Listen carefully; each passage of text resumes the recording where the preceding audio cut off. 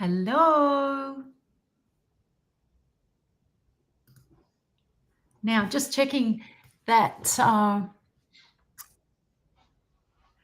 we are live.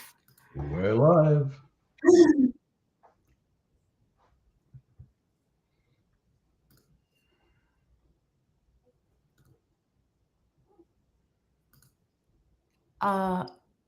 Okay.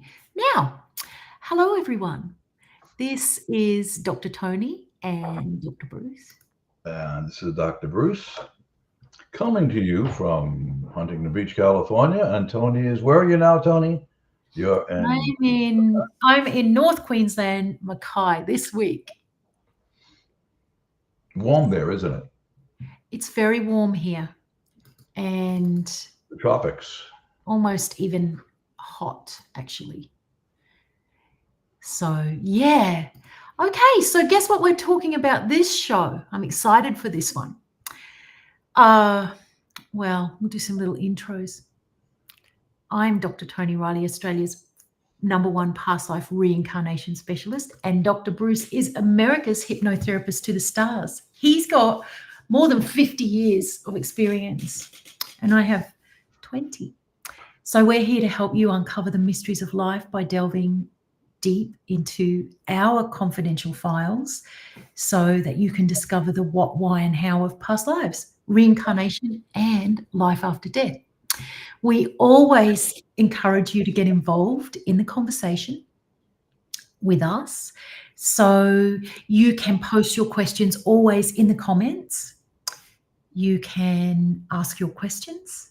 And you can also today, given that we're talking about why children remember their past lives, if you have a story or your child has said something to you, please share it in the comments, because as we work through what we're going to discuss at the end later in the show, we will have Q&A, and we will be sure to share some stories and answer some questions. Yeah, we'd love to hear that. Absolutely. There are plenty of them out there. Well, other than the famous ones, there are many of the not so famous ones. And they are quite remarkable. They absolutely are. So just before we get started, we've got Marianne from Alberta. Hello. If there's anyone else that would care to jump into the comments and tell us where you're from, that would be wonderful, as we just get all settled in to share this information. Oh, Marianne, you shall have to join us for the show upcoming where we talk all about parallel lives. It's probably 2 to 3 shows away, but it will be wonderful to have you for that. It's a big discussion. Hello, Manisha from Melbourne. Love Melbourne. It's my favourite city. Yeah. Okay. So we're expecting quite a few people today. Lovely to see you too, because the topic of why children remember their past lives is quite an interesting one for most people. So, yeah. We have, sorry, our person from Sydney who's joined. We can't see your name, but if you want to share it, go ahead. But otherwise, hi from Sydney. And yes, it's great to have you here. It's good to form your opinion and do your research and due diligence and decide whether it's meaningful to you and if you believe in the afterlife or not.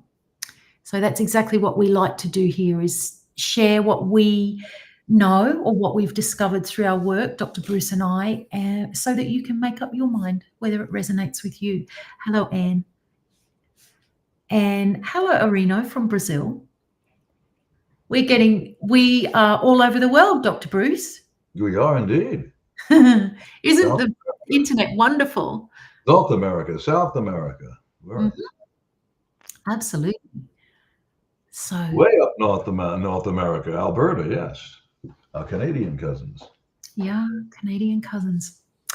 Well, we can get started. So there have always been children who said things to their parents about past lives. There are documentaries on verified reincarnation cases where children's claims are proven to be true. And my friend Peter Ramster, who is an Australian from Sydney psychologist, hypnotherapist from, back in the 70s, made a documentary of clients of his that were recalling their past lives sporadically. It was very new to him, but he recorded it and made a documentary. But he also made various other documentaries, and one of them was the story of Nicola, which we're going to play in a moment. But also there is Dr. Ian Stevenson, who carried out extensive research verifying children's past life memories. There's many proven cases. Dr. Bruce is going to talk about them shortly, because he's written about them in his book, and he's writing about them in his new book. He'll talk about that shortly. Yeah, for now, I would like to play. This little documentary is 5 minutes, but I thought it was a cute little thing for us to watch. It's old now. Mainly, a lot of the children that we are talking about are current. They're little kids now. There's still many mothers talking about it. But for the moment, let's go back in time and just see how long we've been aware of and recording the fact that children have said they remember their past lives. So with that, I'm going to share this screen so that you can watch this film with us. Here we go. And we shall be back in a moment. I hope it's sharing the audio. Here we go. Oh, there it is.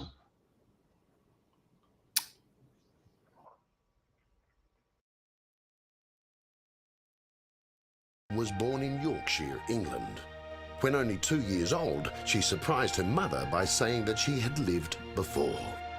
Her memory of a life in another time seemed to be clear and detailed, but her mum was sceptical.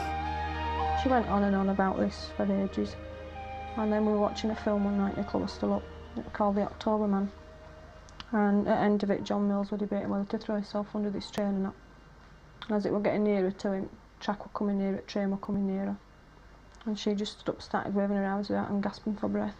And I said to him, she's taking a fit, you know, what's up with her?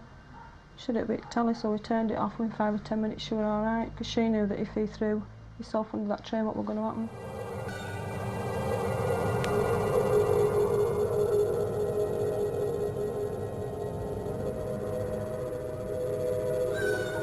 At the sight of someone approaching railway tracks, Nicola began to panic.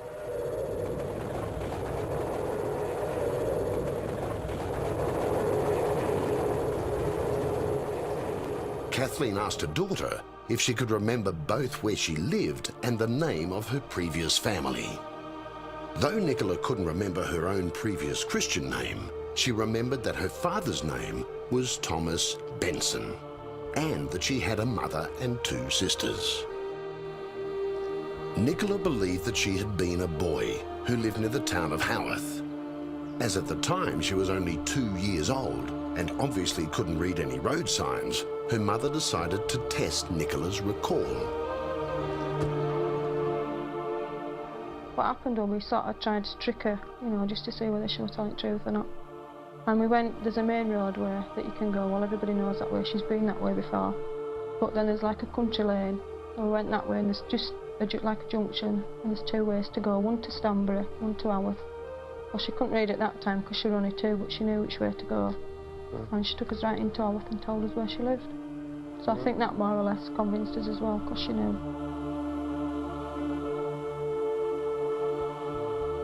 There's just sort of bits of it left. Last time we went, it was sort of about Christmas time we went, and there's just bits and bats of it left.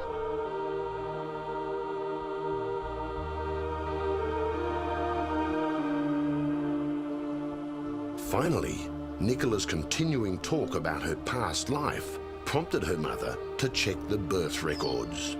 So she visited the church in Haworth, where the records were kept. One Sunday I went to see the vicar. I said, could I look through his church records? And he said no, because he didn't sort of believe in this sort of thing. I said, well, it's your opinion, I'd like to look, you know, I know you can't stop me from looking at books. I said, could we make an appointment and come and look? I said, if you want, you know, you can stay with us while we go through them. He said, oh no, you can come and look on Friday. So we went up, and it took us about 2 hours, and he said, I don't think you'll find a family of Benson, because there weren't many Bensons lived around here. It's not a popular name in Haworth. I says, well, I'll have a look. If I don't find out, all well and good. And we looked through and we got to the last book, and there were a family of Bensons. Thomas Benson, and he was a railway plate layer. The church records clearly show that a male child was born in that parish to parents of the name Nicola remembered. The date was 1875. Now, what I did then, now this is interesting, but unbeknown to the mother, I thought just for my own peace of mind, I'll just go and dig a bit deeper. And I went on to the archives in Yorkshire. Spurred on by events so far, the search was taken up by author Mary Harrison, who investigated the archives in Yorkshire. And I was able to find out that the census that took place 6 years after the birth of that child showed the family with the proper address, the Benson family, and it gave the mother and the father and the 2 little sisters, but there was no trace at all of the little boy, which shows that the boy must have been killed before his 6th birthday, which ties in with the thing about the train came, knocked him over. Because by law, every member of the family has got to be registered when it's a census. She found that the Benson family did include a boy and 2 girls, as Nicola recalled, but also found that they had lived in the exact house that Nicola had taken them to. We took Nicola back to the old cottage, 50 yards from the railway tracks, where Nicola had recalled being killed as a child, and asked her to tell us what she remembered. I was running over here and the dog went over here and I just got my foot stuck down there and this train was coming and it knocked me over.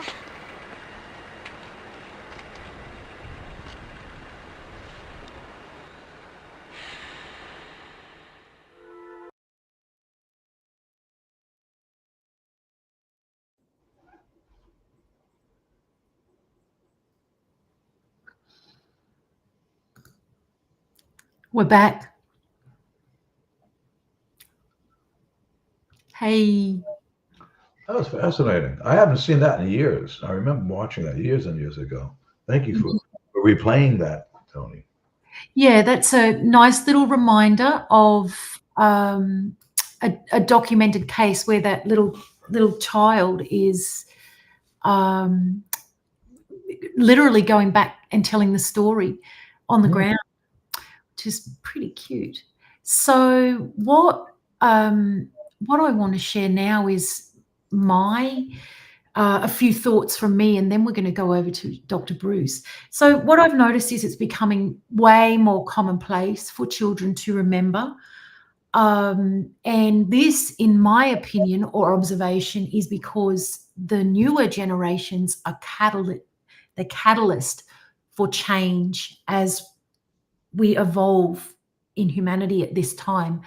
So these newer generations, especially since Gen Z, which were born in the late 90s, but more so from 2000, are born inherently more connected to our soul existence. So basically, I mean, they're born knowing that they're a soul and here they are reincarnated. So in my observation, the reason that it's happening more is because the universe, it's part of the universal plan for people to wake up or to realize that we are more than just this life and this body. And what a clever way to do it with children, because what we know is for most parents, they want to do right by their kids. And as a parent, if a child tells you something and you know that your child doesn't really or couldn't actually know that information, they know in themselves that their kid didn't make it up. Even if they're skeptic, there's still element of doubt there, or element of belief there is probably more accurate. So it's almost a foolproof way to wake the parents up to the reality of reincarnation. So even though that's happening with these modern, newer generations, and my mum actually tells a story that when I got into this roughly 20 years ago, into the past lives, she had friends, or a friend who also had a friend. They were catching up, and as mothers do, the bit of the small talk, what's your kids up to? And my mum said what I was doing, which was the past life stuff, and her friend said she didn't believe it, and her friend said, I believe it. When my son was 4, he said that he used to be a soldier when he was grown up. So, and that mum said that she'd never told anyone. So it's very interesting, isn't it? Also, I did put up a video on TikTok where I said 5 signs, it might be 7 signs, your child's been your mother in a past life. And there are thousands, 3,000 or 4,000 comments of usually mothers, saying what their little kids said to them. So, and I think that's verification of how much and maybe it's because we're on the internet, but how many kids do remember. So, Dr. Bruce, didn't your niece say something along these lines? Yeah, she did. She's up in Everett, Washington. The family's up there, and she talked about asking her mother about her family in New York. She'd never been to New York, and that was the extent of it. She didn't have a lot of memory of that, but she did claim. She did say to ask her mother about, what about my family in New York? She said, "You never been to New York? What are you talking about? Where are your family?" It's quite possible.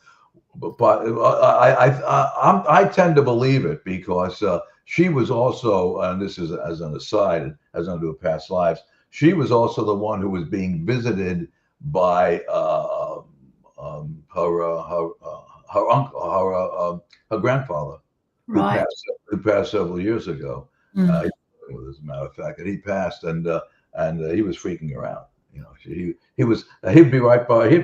She was seeing him right in the car next to her as they're driving, and she was freaking out. So, and she doesn't see him anymore. She's around 7 or 8, and that seems to be the age at which kids do lose these memories, past lives or paranormal experiences.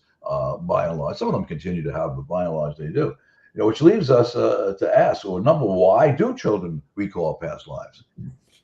You have to ask that question. Well, why would they? Why do they? And also, by extrapolation, why do children forget past lives? And of course, Antonia gave her take on why are more children remembering past lives. I think it has to do with the internet and the prevalence of the reporting of this. She has a different opinion on that. But so looking at those other two, why do children recall past lives? But you have to also predicate that with, why do they seem to remember it and then forget it about the age of 7, 8, 9? And looking for an answer for that, and that's when this starts to fade. And residual memories will hold on for several more years, depending on the child. Everybody's different. And then it's gone, completely gone. And they could get to a spot where you ask them about that, and they'll look at you like you have 2 heads. What are you talking about? I never said that. They'll even deny that they said that. And I'm thinking that it might have. Some people see it as a function of the pineal gland, which I've heard that one before. I've also heard that about the ages of, which is actually about the ages of 7, 8, 9, when the pineal gland starts to calcify. And maybe the pineal gland acts as some sort of receiver, just like the old, years ago, they had the old crystal sets. When we were kids, used to have the radio crystal sets. So maybe that pineal gland acts like a crystal set and as a receiver to past life memories or paranormal experiences. And then it starts to calcify. It's no longer receiving that. I believe, and I'm not a medical doctor, but I believe that that's around the age when the cranium starts to close up and fill in. So that could have something to do with it too. Yeah, And I suppose it could.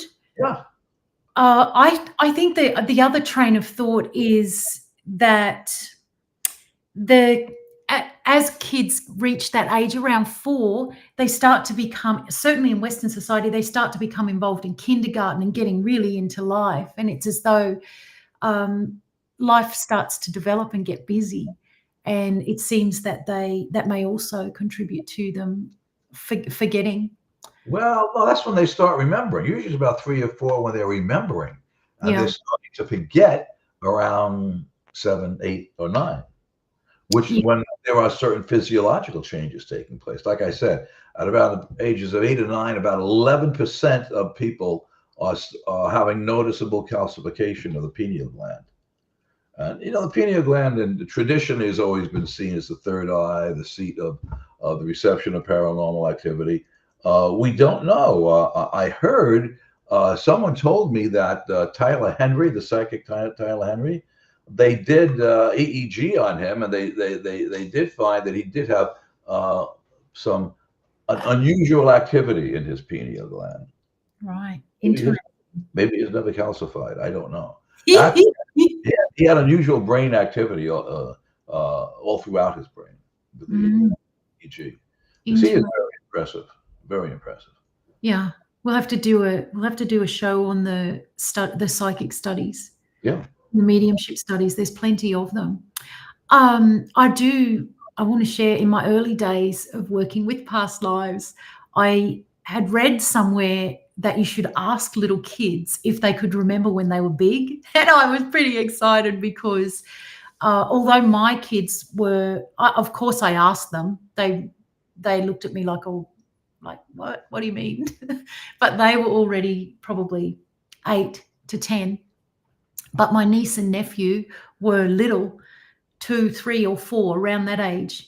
And I asked them, they also didn't give me any past life responses, but I asked nonetheless. However, my colleague, who I worked very closely with at the time, she regressed her son. She loved to work with children and did work with many younger children than this, but at the time her son was 8, and he vividly remembered past life as a soldier. This is through regression, not just spontaneous, where we're talking about kids saying, I remember when I was your mom, or that kind of thing. But nonetheless, this little kid recalled the life, and he died of a gunshot wound as a soldier, not traumatized by it, saw it from a higher perspective. And when he came out, he said to his mum, Mum, this is where the bullet went in here. This is where I've got my birthmark. So anyway, little kids, adorable. So, Dr. Bruce, you've got a case. We've got a few stories to tell, some cute stories. Do. This one, a little backstory on this. This is more or less a rough draft. I was in the process of writing another book. I have, the other one, Your Journey Was Never Meant to End, the published book. And so I was putting together a book that it's tentatively called, the working title is The Spiritual Hitchhiker's Guide to the Afterlife. With apologies to Doug Adams with his Hitchhiker's Guide to the Galaxy series. So I put that aside because I decided to develop, I'm in the process now of creating a training program for people who want to learn how to do past life regression and therapy. And it'll be an online evergreen program, online on-demand program. So that's what I'm doing now. And when that's put to bed, in hopefully about 1 or 2 months, then I'll get back to finishing this book, the Hitchhiker's Guide to the Spiritual Hitchhiker's Guide to the Afterlife. But in doing that, in the first book, I did have several stories about children. Most famous of which is probably James Leininger, or Leininger, I think it's pronounced, who was the fighter pilot James Houston during the Second World War, the Navy fighter pilot who died at the Battle of Iwo Jima. Then there was the one who was Lou Gehrig, supposedly was Lou Gehrig in another lifetime. And then there's the other young man who was, turns out he was the screenwriter of the most famous movie in Hollywood history, Gone with the Wind, Sidney Howard.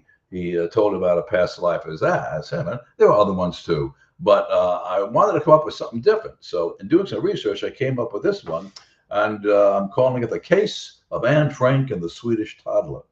And so I'm going to read this now. And I tried to shorten it, but it's pretty difficult. But it is a rough draft. One of the most remarkable cases of reincarnation involves a woman by the name of Barbro Karlin, who was born in Sweden in 1954. Described as a childhood prodigy, her first book, a book on poetry, was published at the age of 12. The book has gone on to be one of the most popular and best-selling books in Sweden. Since then, she has written and published 9 further volumes of poetry and prose. But it's the events that began to transpire as a toddler which have gained her the greatest degree of notoriety. When she was less than 3 years old, Barbro told her parents that her name was not Barbro, but Anne. She also began insisting that her real parents would soon come to get her and take her to a real home. Around this time, she began to have recurring nightmares of men in uniform running up the stairs and kicking down her door. She often asked about the whereabouts of someone named Margot and other people the family didn't know. Around this time, she began to further insist that her full name was in fact Anne Frank. Margot was Anne Frank's older sister, by the way. With her native Netherlands occupied by Nazi forces, Anne Frank and a Jewish family went into hiding in Amsterdam on July 6, 1942. They were discovered 2 years later. Anne Frank's father, Otto, was the only survivor following the liberation of the concentration camps. Anne died in the Bergen-Belsen concentration camp in 1945, less than 10 years before Barbro Karlin was born. Barbro's parents had no idea of who Anne Frank was, as they were unaware of the book Anne Frank, Diary of a Young Girl, also known as the Diary of Anne Frank, which was first published in the Netherlands in 1947. Barbro's parents didn't understand the meaning of all of this because they'd never heard of Anne Frank. And of course, their young daughter wouldn't have heard of her either, as the book had only been translated into a few languages, and at this point, Swedish wasn't one of them. The parents only knew Swedish. They didn't know any other languages. They regarded their daughter's revelations as simple childhood fantasy. The young Barbro would tell her parents details of her life as Anne, which her parents were convinced were fantasies. Furthermore, Barbro suffered from nightmares in which men ran up the stairs and kicked in the door to her, Anne's family's attic hiding place. And by the way, if you're ever in Amsterdam and you have a chance to see it, I strongly recommend that. I did see it. That was back in the early 1980s, and it's quite something to see. Anne Frank's hiding place. As Barbro Karlin advanced through school during the 1960s, she was introduced to the story of Anne Frank in class. Like many students learning about the Holocaust and concentration camps for the first time, Karlin was shocked upon hearing Frank's story.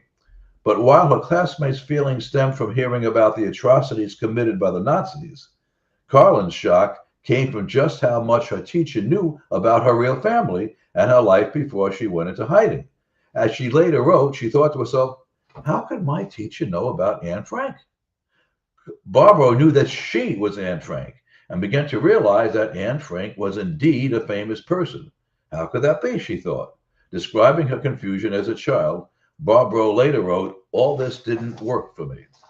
So, in addition, Karlin's fears seemed to relate to Frank's experiences. For example, Barbro had an aversion to eating beans since childhood, which the Frank family existed on for nearly 2 years. Barbro would only take baths, not showers. In concentration camps, Nazis would bring prisoners into large rooms, telling the prisoners they would be given showers. Instead of water, poison gas was piped into the room to kill the prisoners. Barbro also resisted having her hair cut.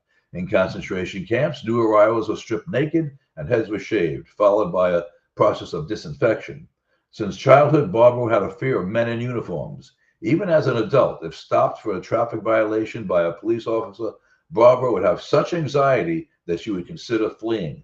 Now, all these things in isolation or taken together, while provocative, admittedly do not constitute proof of reincarnation. Indeed, they can be ascribed to mere coincidence.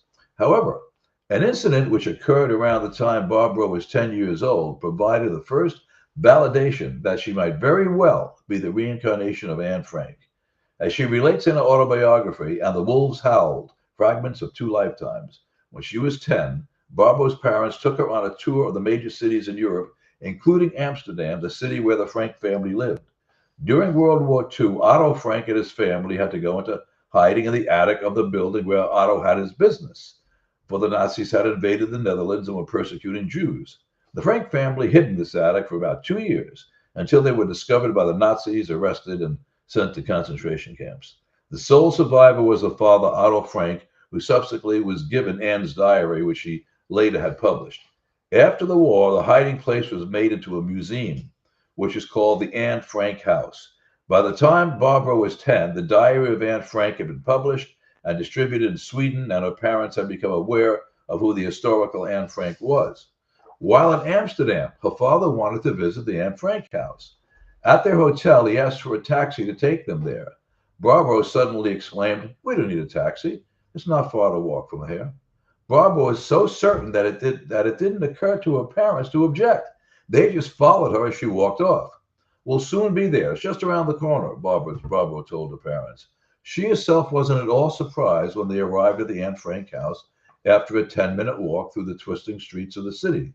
Upon their arrival, her parents stood there speechless and just looked at one another. "That's strange," Barbara said when they stood in front of the steps up to the house.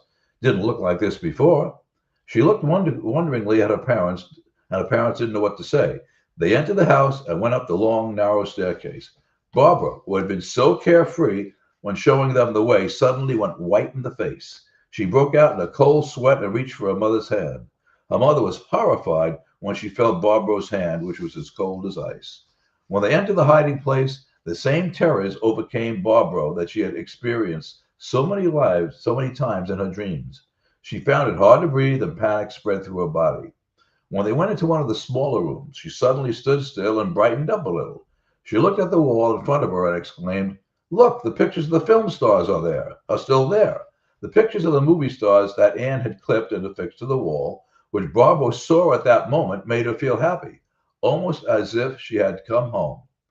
Her mother stared at the blank wall. The wall was blank, okay, and couldn't understand this at all. "What pictures? The wall is bare." Barbara looked again, and she saw that this was true. The wall was bare. Her mother was so confounded that she felt driven to ask one of the guides whether there had been pictures on the wall at one time. "Oh, yes," the guide replied. "They'd only been taken down temporarily to be mounted under glass so that they wouldn't be destroyed or stolen." Barbara's mother didn't know what to say. That's only a small part of the story. It's a fascinating. The rest of it is totally fascinating. So It's that'll be in my upcoming book. yeah, that'll be good. That'll be good, Dr. Bruce. Also, I think the Anne Frank story is fascinating for most people. Yeah, most people have heard of it. Yeah, a lot of people have heard of it and are interested in it. So it's really, really good. I want to just prompt you, if you have had a child say something to you, please put it in the chat, because we will read them out after we tell a couple of stories. I'm going to tell you a story now, just quite a brief one, just to give you an idea the kinds of things that kids say. It can be a little thing, or they can know massive details, like in the Anne Frank case. Gosh, okay. So this little girl is 3. She has been describing to her mother that her family died in a cabin that was engulfed in flames. And she told her mum it was in 1922 in North Carolina. And she'd said that it was Monday, February 20th, specifically 1922. So apparently what the mother did was wrote the details down that the little girl said, and she put them in an envelope. And then she asked her husband to find out, no internet back in those days, or not as it is for us now, to the husband, can you find out if the 20th of February 1922 was a Friday? Anyway, and she didn't tell the husband the details of why. Anyway, he went off and discovered that it was. So he came back, said to the wife, yes, it was sorry, not Friday, Monday. It was a Monday. And so after he said, yes, it was a Monday, she gave him the envelope. He opens it and reads what the little girl had said. So just a cute little story. Apparently the dad was like, whoa, really, really surprised. But the clincher is, and I love this, that little girl's birthday was February 20, but 1996. So what I love about this past life story is it connects reincarnation up, as numerology is able to tell us about that as well. So the alignment of the dates, it defies logic and affirmation, affirming the profound mysteries of reincarnation, where a child's revelation becomes a testament to the reality of life beyond life. And yeah, I find that fascinating. But I think what we know from working with reincarnation and past lives is that, or at least in my findings, that our lives are blueprinted before birth. So I really like that birth date validates the connection between lives. So, gosh, there's other stories, but if you have any of your own, please put them in the comments. We're going to read them out soon. Also, I want to tell you,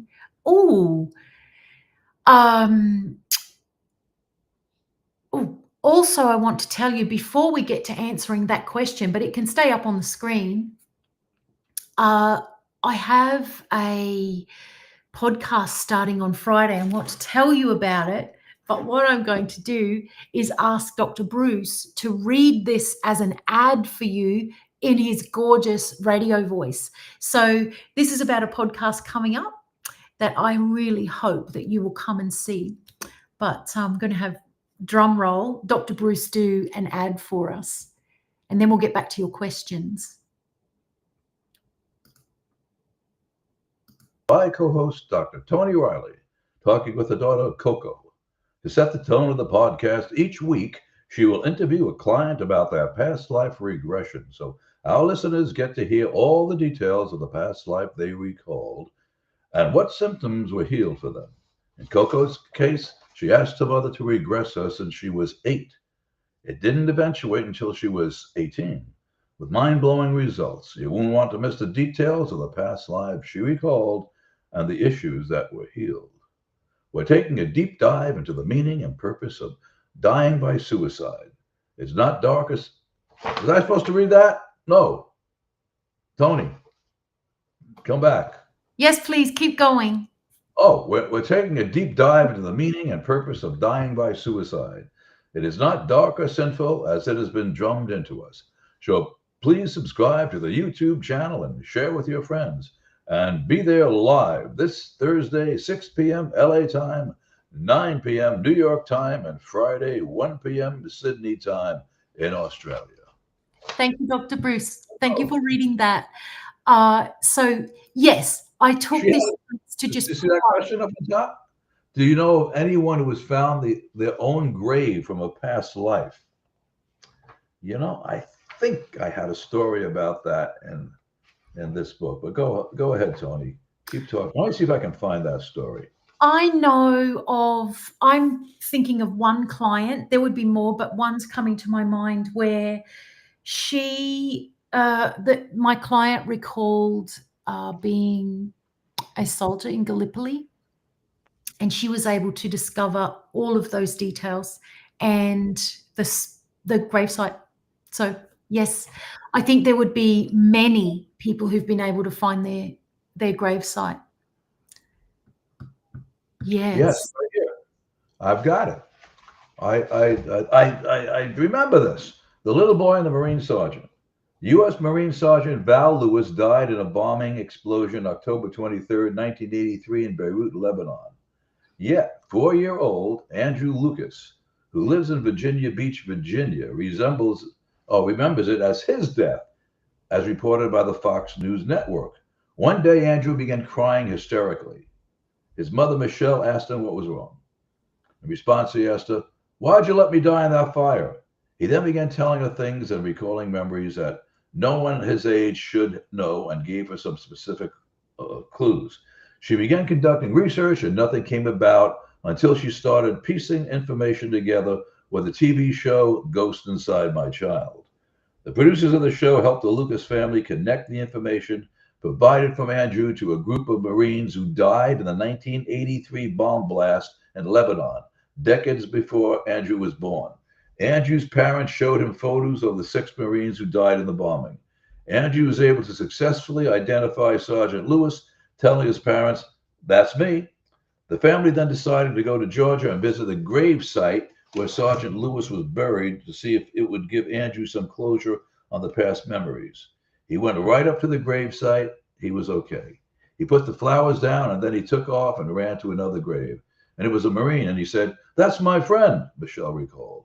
Having Andrew come face to face with his alleged past life did not make the memories vanish, but they, as we have seen in the stories previously cited, may soon fade. Yeah, good thing I remember that. That's from my book. There you go, great story. I have another story for you about a mother whose child was recalling past lives, a little bit different from when the little kid says, "Oh, I remember when I was your mother," or that type of thing. But her daughter, this was a student of mine, and the reason she came to learn past life therapy was because her daughter had been very panicky since a little child about turning off the stove. And apparently every night she would say to her mum, "Have you turned the stove off? Are we safe? Have you turned it off?" And apparently it was constant, daily. And when this little girl turned, oh gosh, I can't quite remember, I'm thinking 13, and she'd gone on a school camp and had a dream that which was so clear and vivid, that she and her family had died in a past life. She had dates and everything that they were able to verify. And what happened after that was the mother realized, after the little girl came back from school camp, that she wasn't asking about, is the stove off? Is it safe to go to sleep? And so she said to her, "Oh, I noticed you've stopped asking." And the little girl said, "Yeah, that doesn't bother me anymore." So it's well, A, it's evidence of a past life, but B, it's evidence that when someone sees what happened in the past life, which they do when people have past life regression, it clears the fear, or it clears the phobia. Very healing, yes. Yeah. Yeah. So what do you say we get onto some of these? Let's see, we've got a few comments here. We've got someone said, "I'm sorry, I can't see your name, but these are the kind of stories that convince them that we do have past lives." And I really think that it's pure when children say. So to me, it's a real valid convincer. So let's see. Someone else said that children get told that they're making it up or saw something and they're repeating it, and they get talked out of their own thoughts. And I think that that is a lot the way that it was. But what's happening now, back in reference to me talking about the younger generations, that happens less because the parents now, pretty much they're millennials, they already are a little bit different as well, and they are more inclined to listen to the kid or the children and give them a voice and try to understand what they're saying, rather than wipe it out as it would have been in our generations, or more likely. So yeah. True. Okay. Oh, I can see a few people on here as I'm skimming through the comments. Okay, let's have a look at this comment. Okay, Dr. Bruce, what's it say? I have a birthmark on my leg. Both of my kids have the same large birthmark on one of their legs. I find that a bit odd. I find that a bit odd too. I can see how genetics may come into play that, but is it the same place though? She didn't say if it was, he or she didn't say if it was the same place. No, it says the same large birthmark. Birthmark didn't say it was the same place. This is very cool. I think there's a couple of things here I'd like to reference. First thing is, we know that when a birthmark comes in, and if that person regresses, we will always be able to find a wound that caused that birthmark this life. Same with some scars, actually. But yes, yeah. Tony. What I mean, I'm when assuming it's the same person said yes. I think they're saying yes in my response to whether it was the same place. oh yes, yes, yes. So in the same place. So there's two possibilities here. You all were damaged in the same place, or you could be the same person. You could have been the same person. And I guess that's something we can discuss when we get into parallel lives, because it all gets a bit like, holy Jesus, how does all this work? But Parallel is the oversoul. yeah, Only a certain percentage stays behind in the after and home and the afterlife, and but I guess the only way to know for sure is to regress yourself.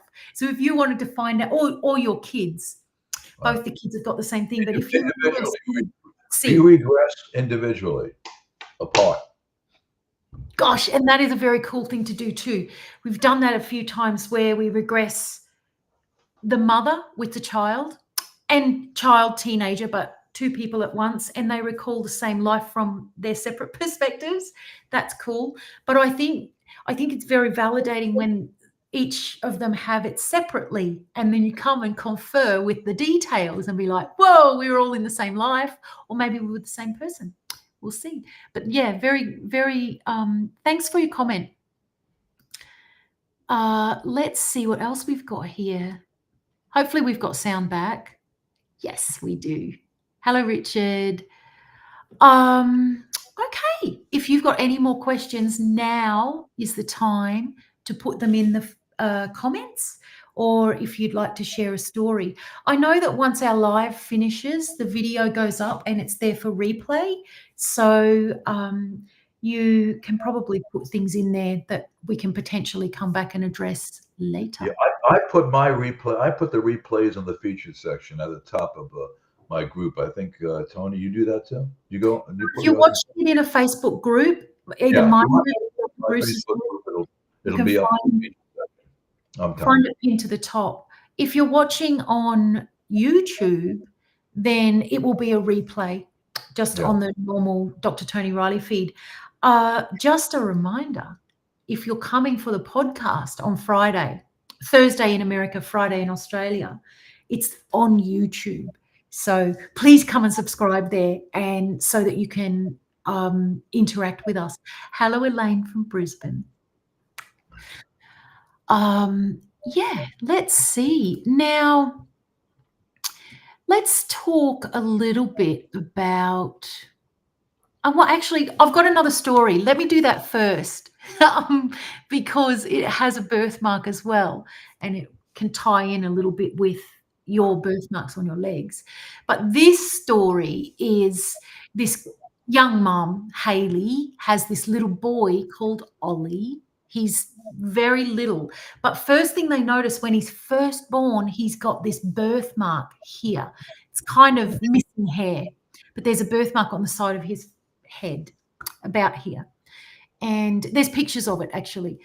And so she's automatically thinking, okay, wonder what this is. So she asked the doctors, and they dismissed it and said it's a result of the position that this little baby's in the womb, and that's why he's got this mark. But anyway, 2 years later, the mark remains, the birthmark.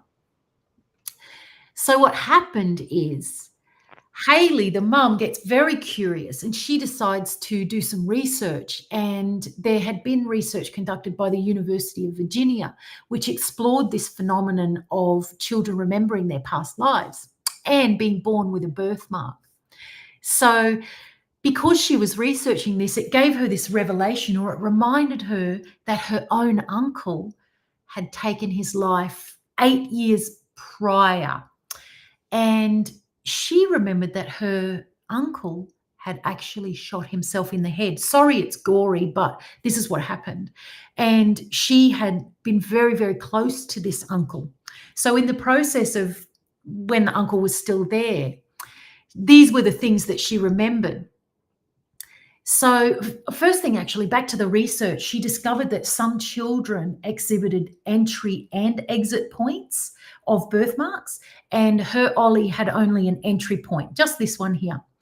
And so what she discovered about her uncle was that he had used a certain type of gun, and that the bullet hadn't penetrated through to the other side. So that was one affirmation of this birthmark, that this little Ollie, her little child, was the reincarnation of her uncle. Anyway, more signs. This little boy had a growth hormone issue, and apparently it originated from this pituitary gland, and it had some alignment with this birthmark. Initially, also, Hayley had planned to name her son Ollie after her uncle. But apparently, when the uncle was in conversation with her, she had said to him, "I love your name." And jokingly, he had said to her, "Just don't use my name." And anyway, she decides to name her kid Ollie, and she called his middle name the uncle's name. No, she called him Ollie Leo. And later she also discovered that her uncle's astrological sign was Leo.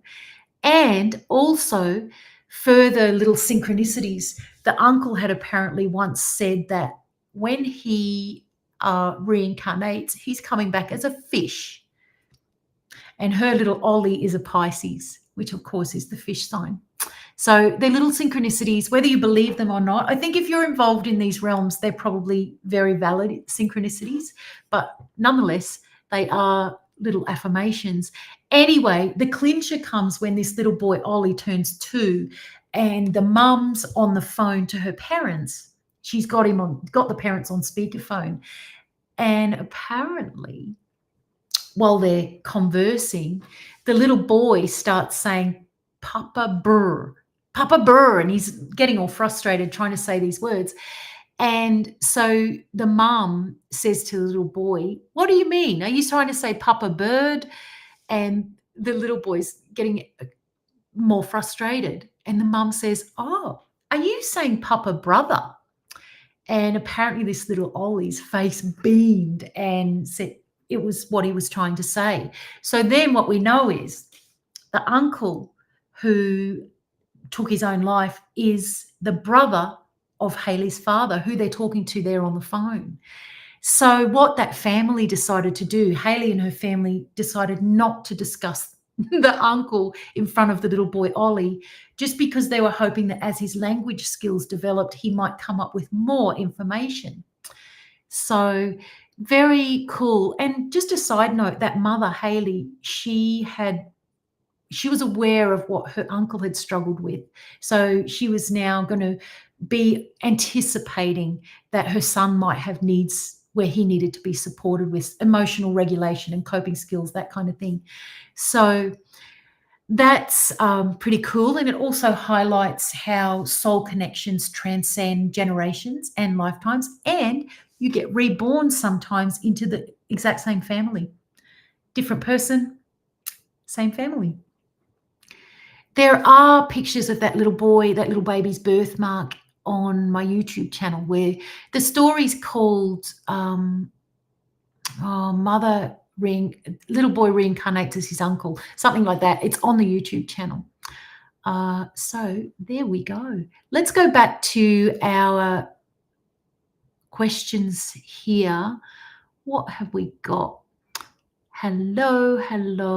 Oh, and thank you there's a link there to that YouTube story if you want to see pictures of Ollie with his little birthmark. Let's read this, and I'll just put it up. Dr. Brucey, you can have a look at this as well. Watching this has made me nervous. I do have different things that have resonated with a few of my past lives.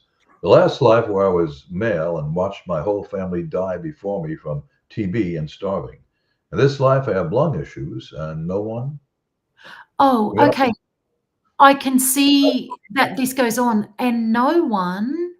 And no one else in my family does. Also, I have since a child felt like I was never getting enough food, so would eat a lot and eat fast. Of course, there is more to it. But the main thing is the sickness and starving. Early in life, I was a wise woman and was hung for being a witch. not in a large setting, but just a few people across from my cottage in a tree across the path. I cannot wear tight clothes around my neck without feeling like I am choking. Yeah. So this is a great thing for you to post. First thing is, this is where regression therapy helps. It Indeed. should clear this, and it even can clear physical symptoms, because you mentioned you've got lung issues, and the phobia of not having enough food can be cleared, and even we see often the physical symptoms are also healed. It's almost, if not miraculous, miraculous. So There's another thing. you trying. Yes.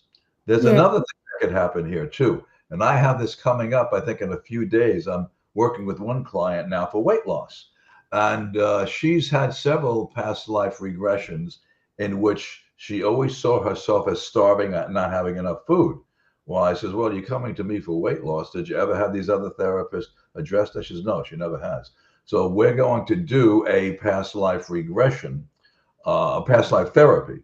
I've been doing hypnotherapy with her. This week we're going to do past life therapy, and hopefully she'll go back to one of those lifetimes in which she might have starved, and we'll work her through it and get her on the road to being slim, trim, thin, and fit. Yeah. Yeah. Good on you, Dr. Bruce. It's good. It's such an extraordinary therapy. And it's, I know you mentioned that you were a little worried from this episode, but please try regression. It's Oh, yeah. a really gentle and wonderful therapy. We've got another little story here. This will be our last one. So let's see what's going on here. The bottom one, Tony. Oh, maybe slightly off topic. No. Okay. This is a thread. Okay, Yeah. it's a thread. The bottom goes to the top. So you want me to read from the sidebar or where you have it? Are you able to put the entire thing up there? Read the first bit and then I'll put the second bit up. Maybe slightly off topic, but after my father had passed, I picked up his ashes and put them under the driver's seat of my panel van. Ooh, okay. My late wife took the older two to school and had my youngest in her car baby seat. Stacy, who Dr. Tony has regressed, was giggling and playing with someone. Next. When my wife looked in the rearview mirror, she asked Stacy who you're playing with. She replied, I'm having fun with Grandpa. Sounds like my niece, or my wife's niece up there. Grandpa is in heaven. Stacy replies, no, he's not. He's under your seat. Okay, I love it. Oh, that's actually, I know who this is from my story. Mwah. And thanks for sharing. Yes, out of the mouth of babes. The kids are, whether they're recalling past lives or seeing our passed over loved ones, they are just pure. It's undeniable, and kind of brings us back to that. In my opinion, the children help validate this for humanity. Really, help people to believe that reincarnation is real.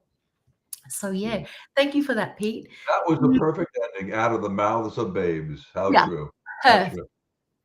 So, gee, that really brings us to the conclusion of this episode. But next episode, same time next week, we are talking about, is reincarnation mechanical or spiritual?